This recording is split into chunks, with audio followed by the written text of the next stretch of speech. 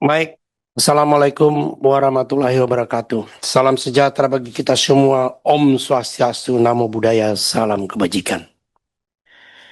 Eh, Sekarang ini kita dengar pendapat dengan Komisi Perlindungan Anak Indonesia, kemudian Komnas Perempuan, kemudian LPSK. Sebenarnya terus terang, ini yang saya soroti dari PD Perjuangan adalah mengenai masalah perundungan. Ini menjadi masalah serius bagi negara kita ini. Anak-anak generasi muda yang akan kita harapkan mewarisi, memimpin negara ini akan diselamatkan, akan kita selamatkan. Nah, sekarang kalau saya lihat data yang saya dapatkan,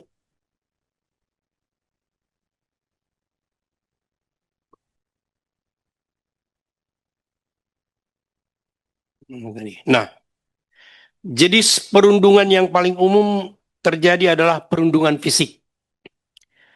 Jumlahnya 55,5%. Perundungan verbal 29,3%. Perundungan psikologis 15,2%. Dan ini disasar di sekolah dasar sebanyak 26%, sekolah menengah pertama 25%, dan sekolah menengah atas 18,75%. Dan Jawa Timur 81 kasus, Jawa Barat 56 kasus, Jawa Tengah 45 kasus. Inilah data yang terbanyak. Pertanyaan saya,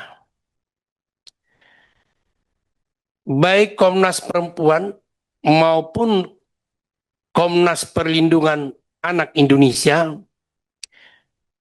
hanya melakukan respon apabila perundungan itu terjadi. Seperti yang dikatakan oleh Ibu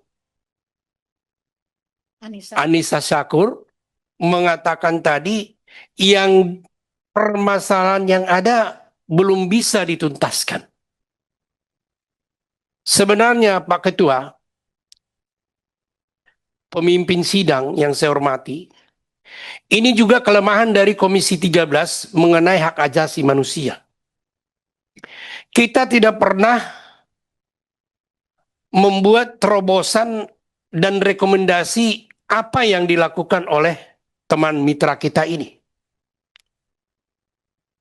Terus terang, kalau ini dibiarkan, akan menjadi masalah besar yang menggunung nantinya, yang akan menimpa negara kita ini.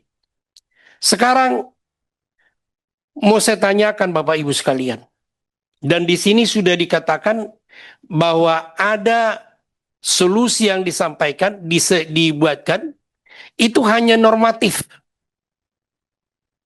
Kalau menurut saya, harusnya setidaknya Komnas Perlindungan Anak Indonesia itu mengumpulkan secara bertahap seluruh kepala-kepala sekolah, ya setidaknya yang rawan tadi itu, Jawa Timur, Jawa Barat, Jawa Tengah.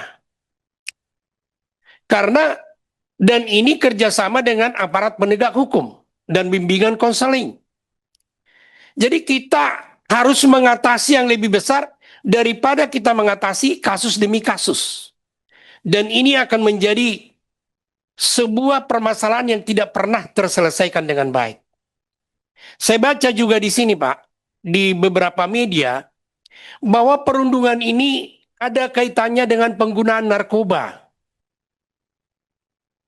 Ini mungkin yang tidak pernah disentuh, dan ini sebenarnya adalah pekerjaan besar bagi bangsa ini. Baru ini kita lihat bahwa masalah perundungan ini sampai bisa dia membuat bom. Yang beberapa waktu lalu kita tonton bersama.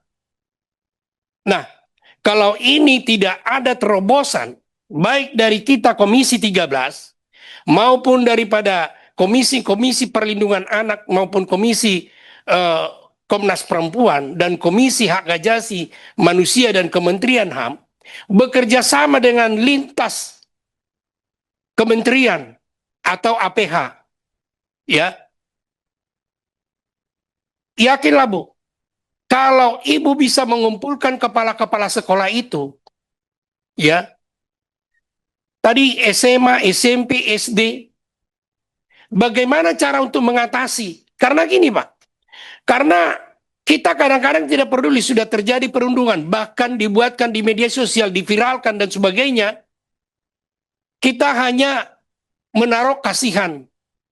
Tapi terobosan yang sebenarnya yang benar-benar totalitas ini tidak kita laksanakan.